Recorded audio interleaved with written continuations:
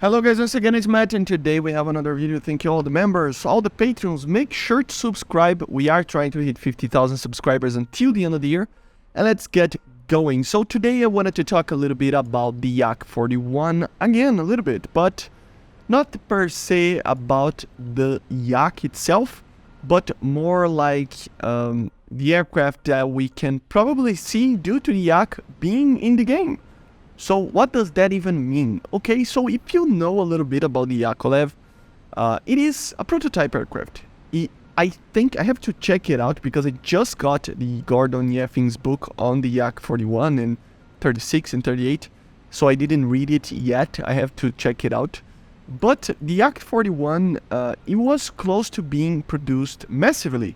Just like many other aircraft, it was close to that.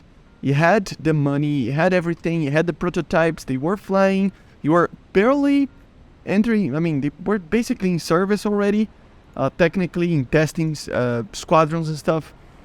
And then something wrong happened and they canceled the aircraft. So that happens a lot with many aircraft with multiple reasons. So we need to kind of classify that, so it's not an open ground for any aircraft that was almost in service. But I do think we have some loopholes that if the game actually needs, we will probably see that, or if it's actually a cool variant that existed or something like that. The clear examples that I normally talk about is the MiG-29M, for example, the MiG-29K, the 1980s version, not the version that we have right now in real life, right? Even the Su-27K that became the Su-33, I mean, it did ended up seeing full service with another name, but initially the Su-27K, and even the Su-27M. I know a lot of Soviet aircraft, and I will talk a little bit about the American ones and others, but the Soviets passed through a major thing in 1991, if you know, the Soviet state, you know what happened. And it became Russia, and with that, and with the economy basically going to the trash at that moment, it meant that many projects were meant to be in service ended up having to be canceled due to choosing another, basically another project. So, for example, the MiG-29K, the Su-25 UTG, and the Su-27K, they were meant to serve the Kuznetsov together. The three of the aircraft were meant to be serving together, but due to financial reasons, they had to choose one aircraft to do it all. So they decided to go for the Sukhoi design, which had more range and it had a lower landing speed, for example. So it doesn't mean that the MiG-29K and the Su-27 UTG wasn't available. They weren't just produced due to economic reasons, right? And the Yak-41 kind of falls in that kind of category. You know, it was supposed to be replacing all the Yak-38s in the Moskva, not the Moskva, the Baku class. I think it's the Baku class, right?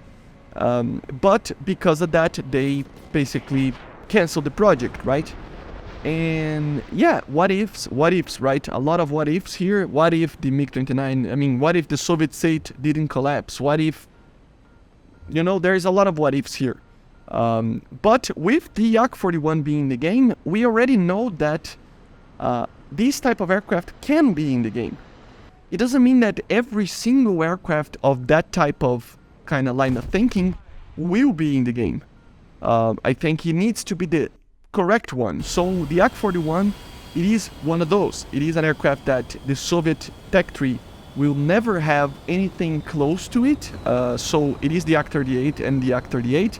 So what else is there for the naval forces of the Soviet Union? Obviously, we can see the Su-33, but it is a big jump from the Yak-38 to the Su-33, right?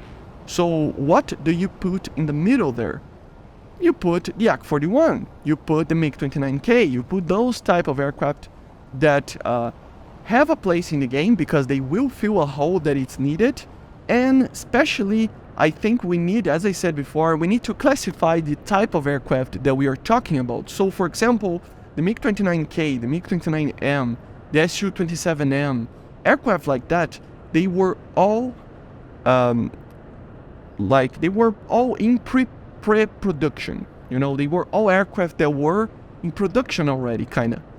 But they were accepted by the Soviet state, and they were meant to be serving. So it is an aircraft that, if, for example, the Soviet Union collapsed not in 91, but in 1995, for example, we would have seen a lot of these aircraft, a lot of numbers of MiG-29Ms and Su-27Ms and other aircraft like that. But we didn't due to that political reason, right?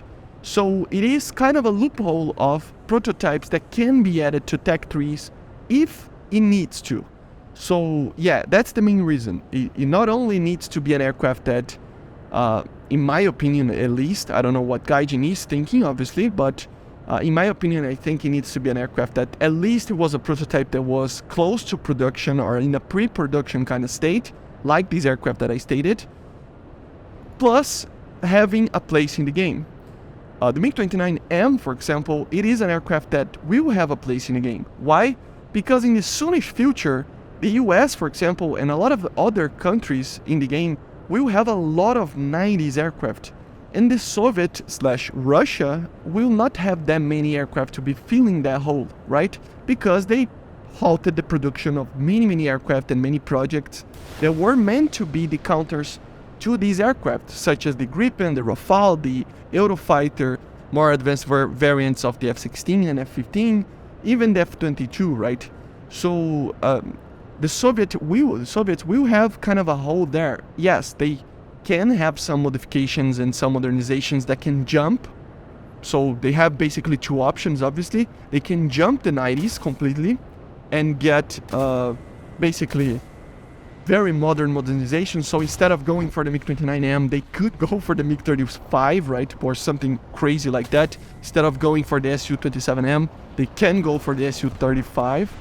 But it would be too much in my line of thinking. I think these aircraft, they will feel and fit a very good spot and just fill a hole that the Soviet Tech Tree will have in a soonish kind of future. So these aircraft should be added. A MiG-29M, I mean, like 8 of them were produced, pre-production, you know.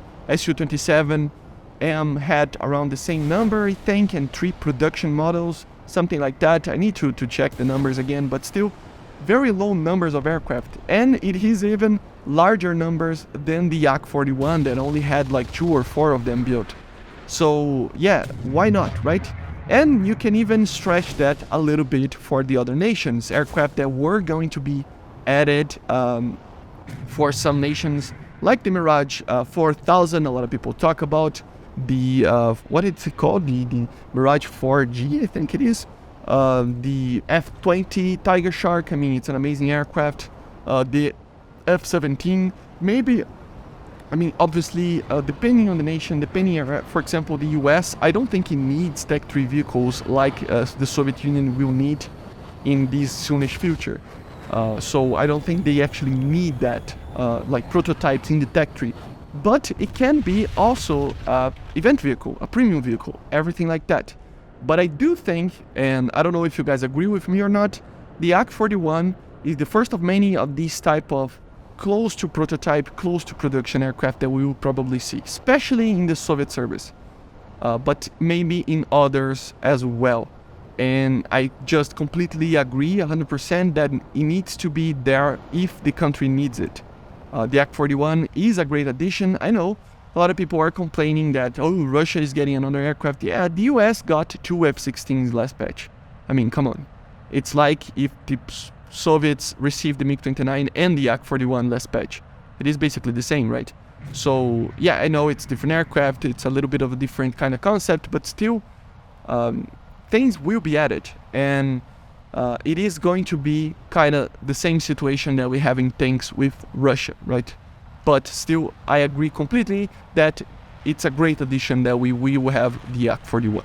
But let me know in the comments what you think about this. Do you like this idea of pre-production aircraft or semi-serviced aircraft or whatever you want to call it, like very late prototypes or anything like that? Do you like this idea or not? you think it adds to the game. I know a lot of people want to see very unique aircraft, and prototypes are the most unique things ever. So yeah, I guess a lot of people will like this type of idea, right? But let me know in the comments, and let me know in the comments also what you want to see. Do you want to see the F-20, for example? Or, I don't know, something crazy like the YF-23 in the far future. I don't know, something like that. Let me know in the comments, click the like button, subscribe, and I'll see you guys on the next one. Bye guys, see you.